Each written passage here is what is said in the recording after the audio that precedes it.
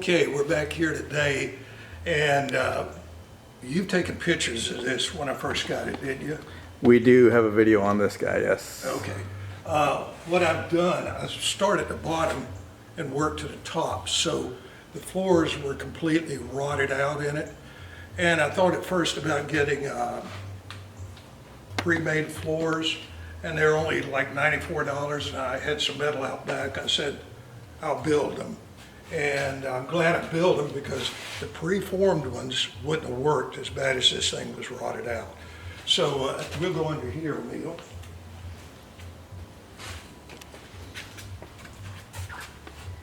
I'm on this side for it. Sorry. All right. This was completely gone up to here. The floor was in there, but it was rotted completely out. So what I did, I put a metal floor in it. It's 16 gauge steel. And then when I cut all the rust out, then I sliced it and I bent it into the floor where it kind of fits. And then here, this was turned, so I sliced it, you can still see the little slices, turned it under and made it look like it was one piece, like it was supposed to look. Then I came back in where it had separated from the frame rail, and I filled that with some filling compound. I don't know the name of it. I got it at the parts store, and it works real good. What I'll do next, I'll come back in, Bondo this all in, Bondo this in, smooth all this out, and it'll look new. This side was a little bit worse the way it was eat up, but I have started on it. I filled all this in. I ground all the dirt and rust off of the frame rails and back to here, and started welding the floors in, just tacking them in, and I'll finish this up, and it'll work. I think personally it'll be a lot more sturdy than the original type floor that was in it. So next I decided, well, I'm going to pull the rear end out of this thing where I can get up in here and clean all this up and get this all clean.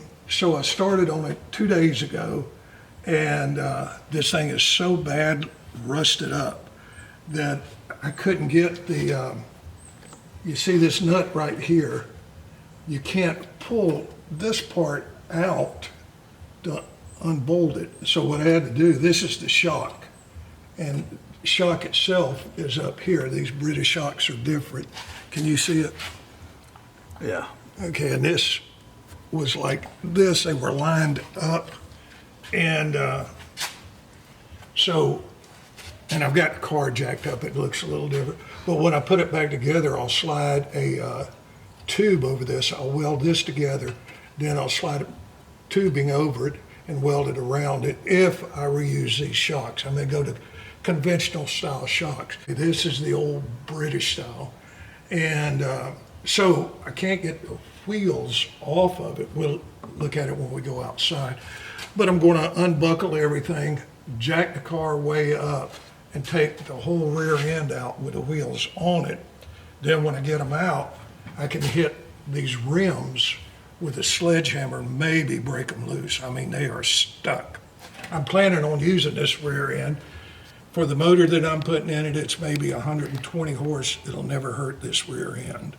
So that's my game plan today. The gas tank's got to come out. I'm going to cut one of the battery cases out just for aesthetics, and you can see the rust holes in it. I'll cut this place out, put a piece of metal in here, weld it in, and like all these pieces, if I go to cutting all this out, I'll be here forever. This is a rusted out spot in it, but the frame is okay, and basically the car is okay. It's just the complicated rust that's in it. So that's where we're at underneath right now. So I'm going to take this out, clean up there, take the gas tank out, get that all clean, put the rear end back in it, then I'll go to the front, take the front end out and clean it all up, paint it, put it back in it. And then when I do that, the whole underside's done, the rear end's done, the front's done, And then it becomes just a matter of putting the engine in it and working on the body on the outside, which is simple. Yeah. And yeah, it's and as you were talking, this thing's got a drain plug in it, the gas tank, but I'm sure inside is rotted completely out. And the Ferrari over there, it's got a drain plug on it also, That's so neat. you can drain it, which is neat. Why they don't put them on now? It's just like the transmission pan.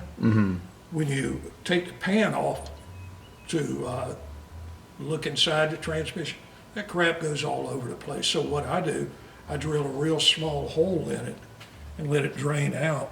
And then I go back in and put a bulkhead or something in it where I can drain the transmission fluid or weld a piece Weld in. a nut in there. Right, and it works great. Yep. I mean, I guess not putting that in saves some money. That's the only thing I can figure. Yeah. But let's walk out here.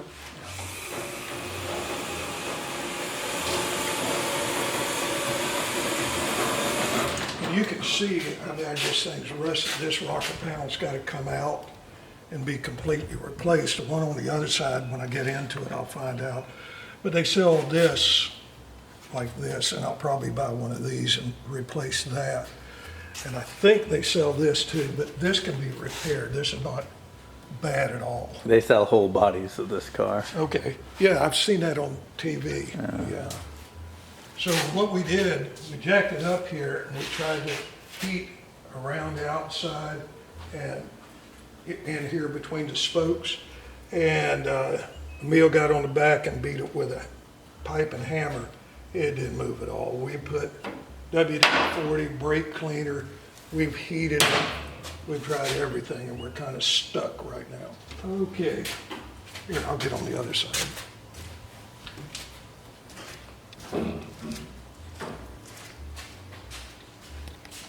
Okay, Emil. As you can see, what I did, I made it in two pieces, the front piece and the back piece, rather than making one piece, which would have been very difficult. And what you have to do with this stuff is sneak up on it. You got to cut a little bit here, a little bit over there, come back, put it in, and it's a long process of getting it right in. I'm sure there are people that can put it right in with no problem. I can't. So I had to cut out for the seats where they go, that's where they bolt down.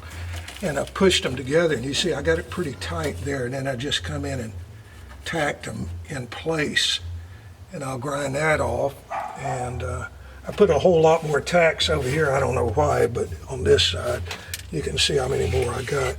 But what I'll do is come in and finish this all in with seam sealer or Bondo, and then cover it up with the rubber matting, and the floor will be done.